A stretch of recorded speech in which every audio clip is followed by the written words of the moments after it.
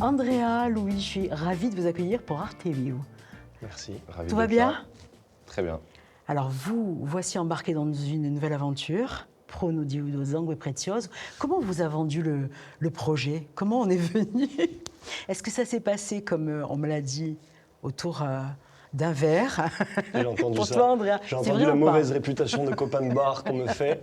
C'est pas exclusivement comme ça que ça a été fait, mais c'est vrai que je suis parti à Paris faire des cours de théâtre. Et du coup, à cette occasion, on se rencontre à Paris entre Corses, on fréquente souvent les mêmes endroits, surtout les premières années. Et en fréquentant l'un de ces endroits, j'ai rencontré Paul, qui m'a parlé de ses projets au théâtre et de son festival notamment. Et puis un peu plus tard est venue l'occasion de travailler ensemble. Et on a tous les deux saisi cette occasion et j'en suis très heureux. C'est le projet qui t'a donné envie, c'est le côté contemporain, c'est la jeunesse, ou c'est à un moment donné un lien, une confiance? Qu'est-ce qui fait à un moment donné que tu dis oui, j'y vais? Alors il y a plusieurs choses, plusieurs facteurs. Premièrement, c'était de ne pas rester dans un schéma d'inaction, c'est vrai. Je sentais en moi une volonté de vouloir bouger, de créer le mouvement. Et le théâtre en est une bonne occasion. Et nous sortions des castings avec Louis des films de Thierry de Perret, notre film de Thierry de Perret notamment, à son image. À son image, oui. Et on s'était rencontrés, on avait lié une amitié forte, rapidement. Et alors quand Paul m'a parlé d'une pièce de théâtre où nous pourrions interpréter tous les deux des rôles considérés comme importants, j'avais vraiment envie d'en voir plus. Louis, toi, la même chose ou c'est un peu différent plus de de moi. réticence? Non, pas de réticence, mais c'est différent parce que mon rapport avec Paul est différent. Moi, je le connaissais de l'école Auvray-Norrois. Et on a lié un lien d'amitié très vite parce qu'on a fait quand même 2 pièces avant, tous les deux. Phèdre et l'amour de Phèdre. Hein? Ouais. Et donc, c'était normal de repartir sur une 3e aventure avec lui. D'autant plus qu'il y avait Andrea que je connaissais très bien et l'envie de rejouer ensemble était là. Donc, bien sûr que en fait, c'était presque normal de partir sur cette 3e aventure. Et en fait, il y avait aussi... moi, je ne suis pas corsophone. C'est ce que je vais te demander, le lien à la langue, justement. Et en fait, justement, c'était un challenge et l'opportunité aussi pour moi de travailler la langue corse et l'apprentissage de cette langue. Donc c'était très important et puis voilà, j'étais très content de repartir sur cette 3e aventure avec lui. Ce qui est intéressant, c'est que tu montres justement que même si on n'a pas une maîtrise du corse, on arrive à quelque chose de très travaillé et très réel. Donc c'est aussi un double exercice que tu mènes. La maîtrise de la langue, le jeu, l'exercice est ardu, mais en même temps, tu montres que c'est efficace. C'est gentil, mais après j'ai quand même redoublé d'efforts du coup, d'autant plus parce que la langue m'était étrangère, pas à l'oreille, mais en tout cas le parler. Mais ouais, challenge réussi, on dira. Je suis très content de l'avoir fait. Andrea, toi, ton lien à la langue? Moi, j'ai appris le corse au village avec mes grands-parents, qui ne parlaient que corse, entre eux et avec leurs enfants, donc avec mon père et ma tante. Et je l'ai entendu, il a infusé en moi toute ma jeunesse, donc je ne dirais pas que je suis bilingue, parce que je ne le suis pas. Et ça serait manquer de respect à ceux qui le sont de le dire, mais en tout cas, je fais des efforts pour le parler au quotidien.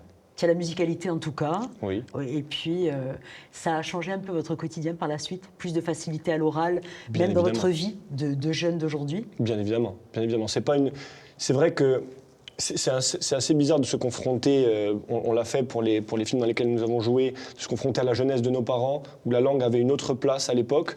Aujourd'hui, c'est vrai j'ai l'impression qu'elle récupère du terrain. Donc on avait envie de s'engager dans un processus de création qui était aussi le reflet de ça au théâtre. Le processus de création, justement, ce qui est très intéressant dans votre façon de travailler, c'est que vous avez eu aussi une place dans les rôles que vous jouez. Vous leur avez donné une partie de vous, une partie de votre vision aussi du travail, du personnage que vous campiez. C'est quand même de la générosité quand un metteur en scène, un auteur vous dit « Allez, on travaille en plateau comme ça, on évolue ». C'est quelque chose de plaisant. Complètement. C'était un exercice nouveau pour nous deux, je crois. Et c'était très intéressant d'être traversé par les destinées des personnages, la part de fiction que nous apporte le récit de Forte Leone, et de pouvoir y injecter notre part de personnalité, nos caractères. Pas tous, mais voilà, on peut jauger là-dessus, c'est intéressant. Alors justement, vos personnages respectifs, qui sont-ils? Alors moi j'interprète Barthé du coup. Et Anto. Ouais. Ils sont copains, mais ils n'ont pas forcément le même ressenti, le même parcours. Je pense que oui, ils sont amis, ils sont très amis. Déjà, ils vivent ensemble avec Marie. Ouais. Donc déjà, on peut envisager le fait que dans une colocation, 3 jeunes soient de personnalités différentes, mais avec un destin commun. En tout cas, c'est ce que j'imagine pour Anto et Barthé.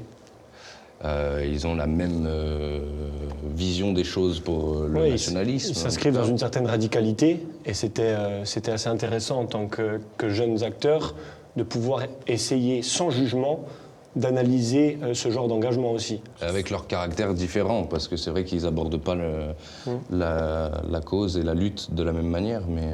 Qui est le plus impulsif des deux? Barthé. Barthé. Barthé. Et dans la vie? Et dans la vie de vous deux? On n'est pas très impulsif. Je sais pas.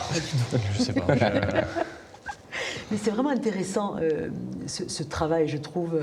Et quand on voit ce que vous êtes capable de faire, on se dit que ces personnages-là, ils sont sortis du texte. C'est ce que disait tout à l'heure Forte-Leone. En vous voyant, on se dit, mais ils ont pris vie. C'est peut-être un très beau compliment que d'entendre un auteur dire ça y est, ils sont là, ils sont vraiment vivants. Ah bah, et oui. l'attente et le concret. C'est un merveilleux compliment d'entendre que ce mélange fonctionne aux yeux de certains et que du coup, ils voient une part de vie dans ces personnages-là. Ça, c'est super. Que ça se concrétise pour l'auteur, c'est très beau pour nous, en tant qu'acteurs, d'entendre ça. C'est encourageant. Vous avez eu des retours touchants de la part de spectateurs, de gens qui vous ont peut-être dit les mots que vous attendiez ou qui vous ont fait réfléchir à votre rôle ou à votre interprétation? Oui. Alors, c'est toujours difficile. Enfin, moi, j'ai beaucoup de mal. J'apprécie énormément l'exercice, la confrontation avec le public, parce que les retours sont souvent touchants, mais on est empreint, je ne sais pas toi, mais moi j'ai l'impression d'être empreint d'une certaine timidité, au départ en tout cas, qui parfois me fait tomber dans un mutisme qui ne favorise pas l'échange. Mais lorsque ce n'est pas le cas, on a eu des retours très agréables, et ça c'est encourageant pour la suite. Ouais, on a eu des retours, enfin, je me rappelle qu'à Ajaccio, on a eu des retours assez pertinents, même sur ce que les gens ressentaient au vu de l'histoire et de ce que ça raconte. Donc ça fait du bien de se dire que les gens se déplacent, prennent du temps pour venir nous voir et que ça les traverse, quoi. Donc ça c'est pari réussi, nous en tant qu'acteurs, quoi. Pour RTI, vous aurez dans la salle différentes générations. C'est une pièce qui peut parler aussi à la jeunesse, et c'est important, le théâtre, pour faire passer des messages, pour ouvrir l'esprit, pour créer l'émotion, mais aussi des réflexions qui nous suivent comme ça. Et les rencontres avec les jeunes, c'est quelque chose qui pourrait animer ce théâtre que vous faites aujourd'hui? C'est primordial la rencontre avec la jeunesse dans le théâtre qu'on fait aujourd'hui, et dans l'art comme outil culturel. Je pense que c'est l'une des raisons pour laquelle aussi on fait ce métier, on a choisi ce métier. Et si la pièce de théâtre de ce soir, par exemple, est visionnée par des jeunes et leur permet d'entamer un processus de réflexion sur ce que c'est d'être corse, ce que c'est de parler la langue, ce que c'est d'être engagé politiquement, comment se sensibiliser à l'actualité, ben c'est déjà une bonne chose. Et on a eu cet exercice-là à Propria, nous déjà, et c'était très plaisant d'avoir leur retour et leur engagement derrière, à la fin de la pièce, quand ils nous ont parlé, on a parlé presque 1 heure à la fin avec eux, et c'était très plaisant de voir cet engouement, même pour la pièce, mais aussi pour le théâtre. Moi, je sais que j'ai commencé très tard le théâtre, à 21 ans, et j'étais pas du tout intéressé forcément par le théâtre, ou j'ai peut-être pas eu les clés pour aller plus tôt voir des pièces de théâtre, etc. Ne serait-ce que même lire du théâtre. Et je trouve ça très beau de voir dans le regard des jeunes voilà, cette effervescence et cet engouement, en tout cas, pour le théâtre et pour ce que ça raconte. C'est-à-dire qu'en fait, quand on fait ce que vous faites, on plante des graines. Et il y aura peut-être plus tard des jeunes qui se lanceront dans le théâtre, dans la langue corse et peut-être dans des idées, des réflexions sur la Corse d'aujourd'hui. Ça On serait l'espère. merveilleux. Merci à tous les deux. Merci. Et puis j'attends avec impatience à la fois de découvrir la Prono di Dos Preziosi et d'attendre les réactions du public d'Arte. Merci Nous à aussi. tous les deux. Merci. Merci beaucoup.